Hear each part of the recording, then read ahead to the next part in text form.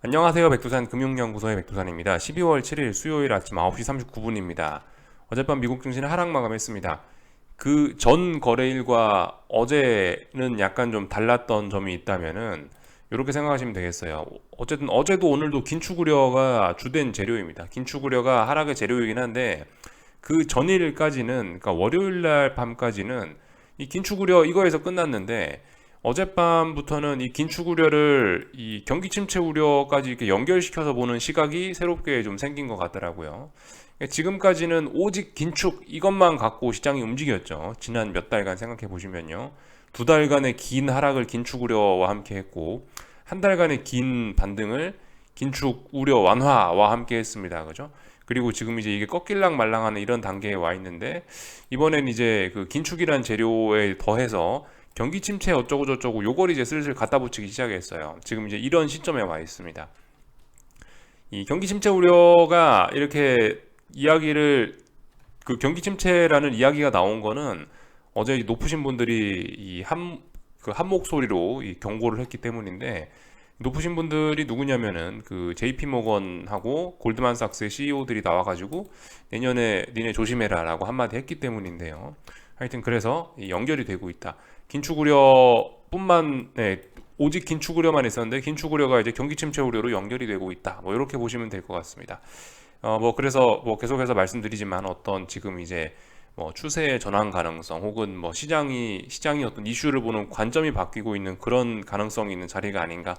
어떤 큰 변환의 시간에 우리는 지금 와 있는 게 아닌가, 이런 이야기를 계속해서 드리고 있습니다.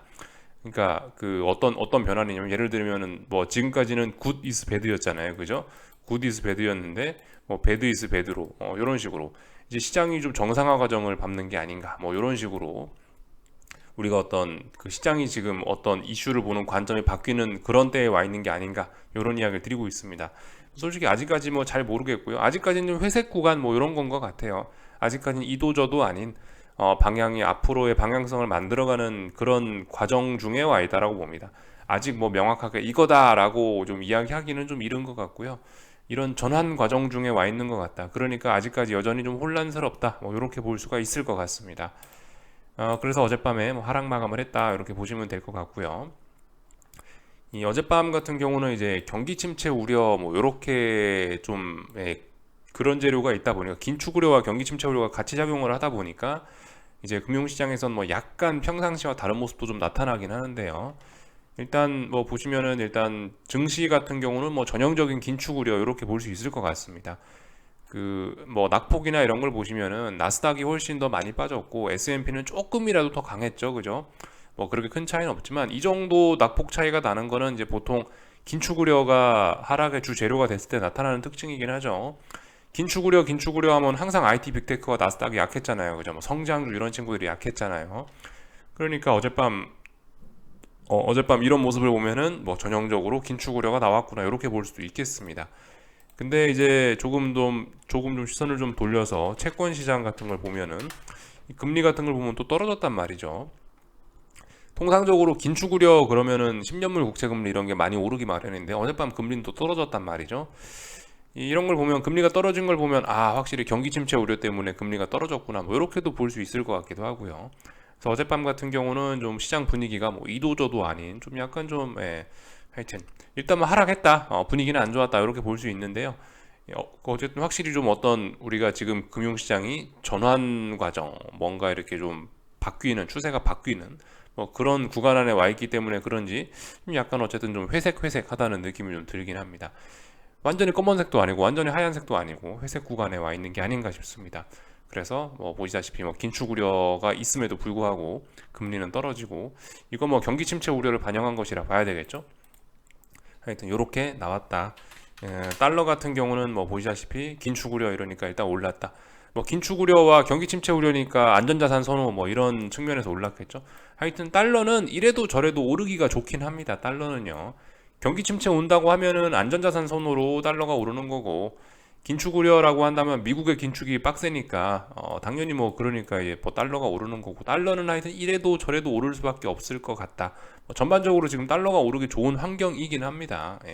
최근에 긴축 속도 조절론으로 좀 주춤하긴 했지만 일단 하여튼 뭐 여전히 뭐 달러의 우호적인 상황들이 좀 유지가 되고 있는 것 같긴 해요. 완전히 달러가 죽었다라고 보기는 좀 뭐할 것 같고, 하여튼 뭐 이런 모습들이 나왔다. 그래서 뭐 일단은 어젯밤 있었던 뭐 주식시장 내용부터 일단 좀 보면 될 것 같은데요. 다시 평상시처럼 주식시장 같은 경우는 이제 어딘가 붕괴시켰죠. 박스권을 한 번에 붕괴를 시켜버렸더라고요. 박스권 하단이라고 한다면 3,960 정도가 되는데 3,960을 붕괴시켰습니다. 물론 이제 약간 의심은 돼요. 이게 3,960을 좀 시원하게 붕괴시켜야 되는데 어제 종가가 3,945란 말이죠. 고작 15포인트 붕괴시켰으니까 이거 신뢰도에 대한 좀 의심을 좀 해보긴 해봐야 될 것 같아요. 완전히 레벨 다운은 아니고 완전히 박스권을 뭐 붕괴시켰다 뭐 그런 것까지는 좀 아닌 것 같고, 일단은 좀 지켜보자. 어젯밤 하락이 진짜인지 오늘 밤에 또 테스트 해보자, 이렇게 보시면 될 것 같고요. 다만 이제 박스권까지 붕괴시켰으니까 뭡니까, 오래간만에 이 진짜 좀 의미 있게 붕괴시킨 거긴 해요. 뭐 물론 15포인트밖에 붕괴 안 된 거긴 합니다만은 이 그저 3,960하고 3,945니까 15포인트밖에 붕괴된 게 그렇게 작은 차이로 붕괴시킨 거긴 한데, 아무튼 지금까지 이 자리에다가 3,960이라는 자리에다 선을 그어 보면은 그래도 최근 몇 주간 있었던 일들 중에서 가장 많이 붕괴시키긴 했어요. 그죠?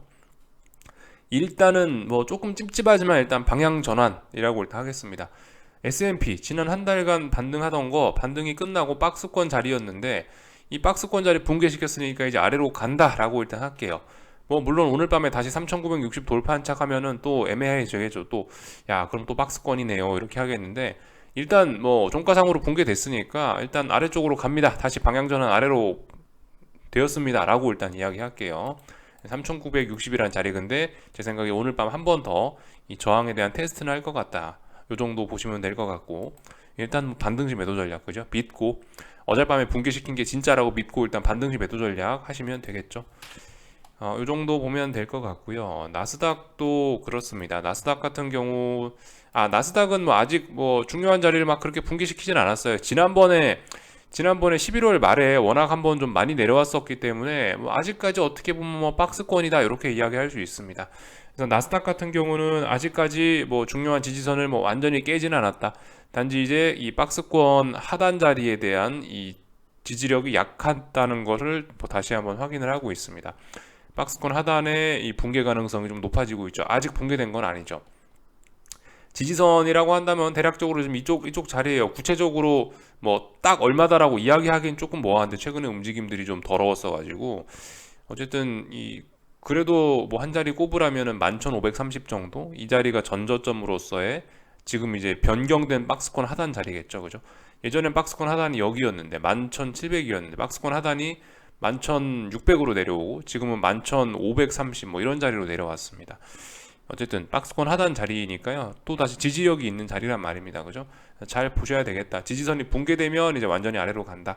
이렇게 이야기할 수 있을 거예요. 그래서 S&P는 이제 박스권 하단을 붕괴시켰으니까 이제 아래로 간다 이렇게 이야기하고 방향 전환 됐다라 이야기하고, 나스닥은 아직 방향 전환 된 건 아니죠. 전저점 안 깼잖아요. 그죠? 아직 박스권 안에 있다. 그러니까 나스닥은 아직 버티고 있다. 나스닥은 아직 박스권이니까, 더군다나 지지선 부근이니까 조심하자. S&P는 오늘 밤에 저항을 테스트하지만 나스닥은 오늘 밤에 지지력을 테스트할 예정이다. 그죠? 이 말이 달라졌습니다. 잘 보셔야 되겠어요. 그런 점들. 그래서 뭐 이 정도를 살펴봤고요. 이 변동성 지수들 같은 경우는 오늘 이제 신나게 올라왔죠. 이제 바닥의 가능성이 이제 좀 높아지고 있습니다. 이 변동성 지수들 제가 어제 제가 그 얼마 자리를 그 추세 전환이라고 딱 드렸나 정확하게 기억이 잘 나진 않는데, 하여튼 이 정도 자리는 넘어가야 됩니다. 그죠? 여기는 이 자리 넘어가야 추세 전환이라고 할 수 있을 것 같아요. 솔직히 뭐 지금 어젯밤에 20.7 넘어간 것도 굉장히 대단한 일이긴 한데요. 일단 아직까지 여기 정도까지는 일단 뭐 박스 뭐 이 정도로 일단 보겠습니다. 여기 보시면 22.3 이 자리가 중요해요. 여기 돌파한 차기야 이제 본격적으로 추세 전환이라 할게요.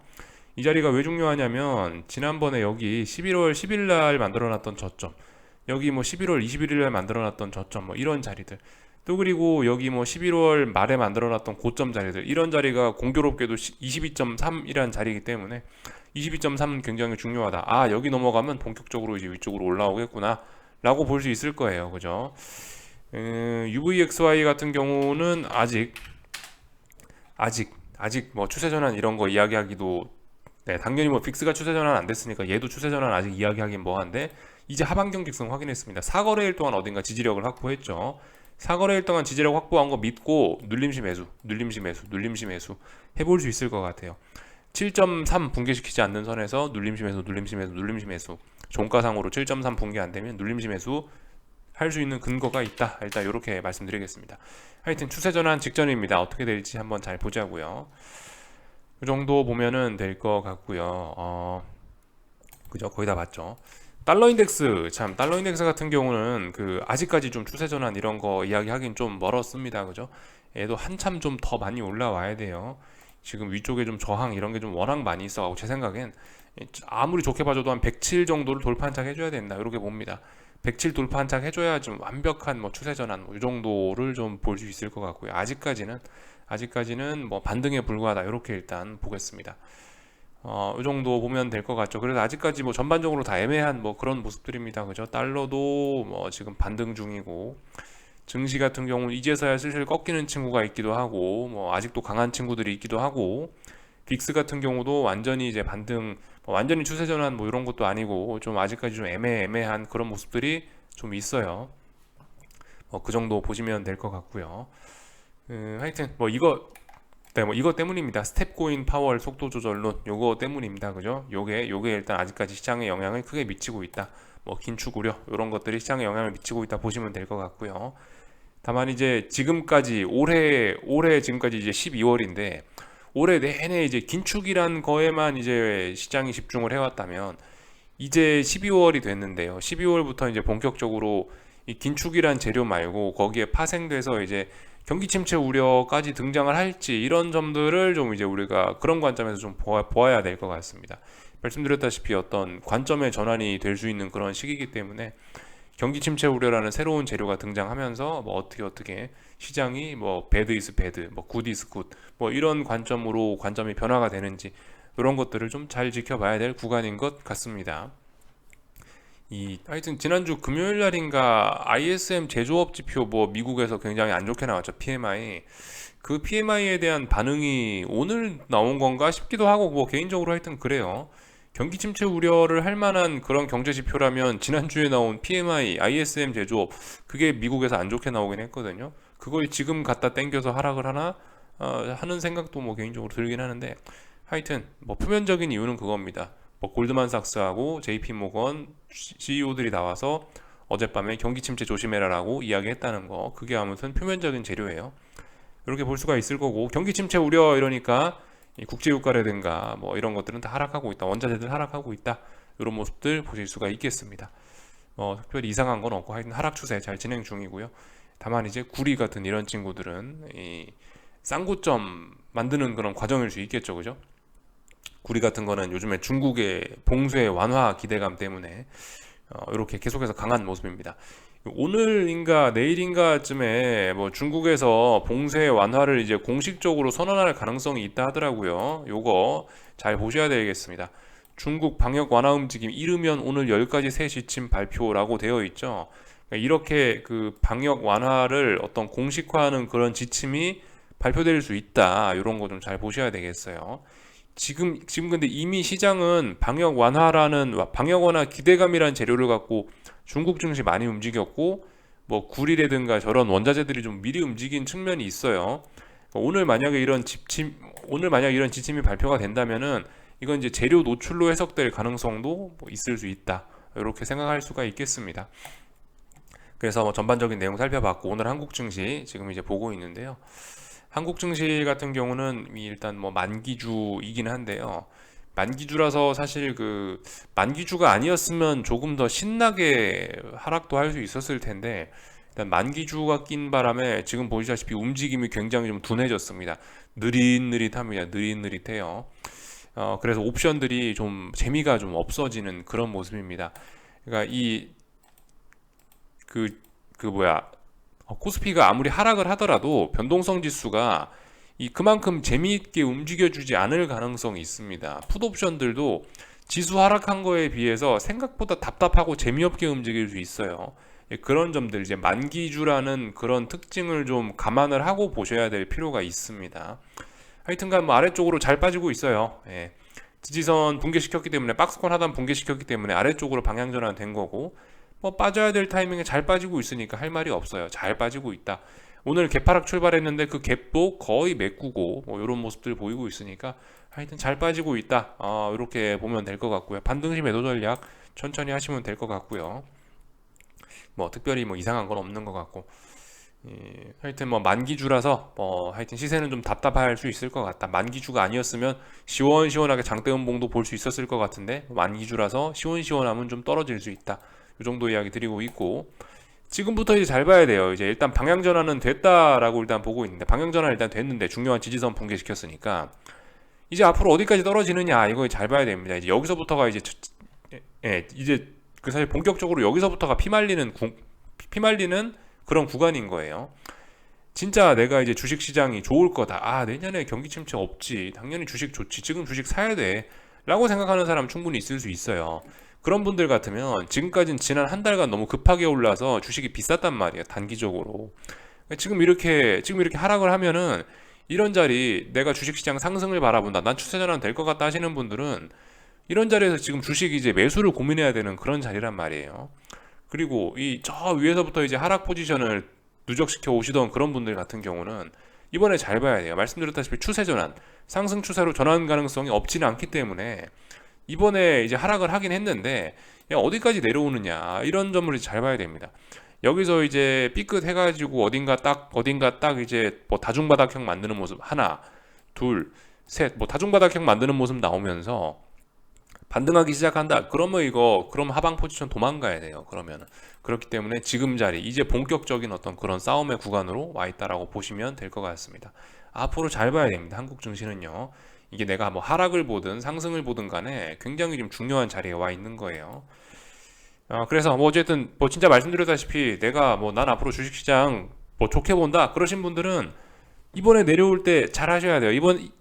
지금 이번에 내려올 때 주식 열심히 자기 장바구니에 담아놓은 거 열심히 뭐 매수하시면 됩니다. 뭐 개인적으로 일단은 위기가 올 거라고 생각은 하긴 합니다만은 뭐 사람 생각은 다른 거고, 위기가 올 거라는 것도 저의 의견일 뿐이고 JP모건 사장님의 의견일 뿐이고 골드만삭스의 의견일 뿐이니까 아무튼 투자는 본인 스스로 하는 거니까 아무튼 뭐 위쪽으로 볼 수도 있어요. 어쨌든 그렇게 좀 말씀을 드리고 싶고요. 원달러 환율 같은 경우 그죠? 일단은 1315원 정도는 일단 돌파 한 착 했으니까 일단 뭐 무거운 저항 하나는 일단 돌파 한 착 했습니다. 한숨 돌릴 수는 있지만 여전히 1350원 정도는 돌파 한 착 해야 추세 전환 이야기를 할 수 있을 것 같다. 이런 이야기 드리겠습니다. 그래서 일단 뭐예요? 당분간 일단 1350원까지는 일단 오를 수 있다. 이렇게 볼 수 있겠죠. 1350원의 저항이 있으니까요. 그죠? 이렇게 보시면 될 것 같고요. 그죠? 코스닥 시장 같은 경우는 그 전저점 자리 지지력 테스트하고 있네요. 그죠? 전저점 자리 여기 1015 뭐 이 정도 자리인데 대충 뭐 1010 이렇게 이야기할게요. 여기가 박스권 하단이겠죠. 그죠? 이 자리 붕괴되면 와르르 쾅쾅이다. 지금 이 자리 지지력 테스트하고 있다. 보시면 되겠습니다. 요까지 할게요. 궁금한 거 리플 남겨주시고요. 오늘 저녁에 뵙도록 하겠습니다. 여기서 마치겠습니다.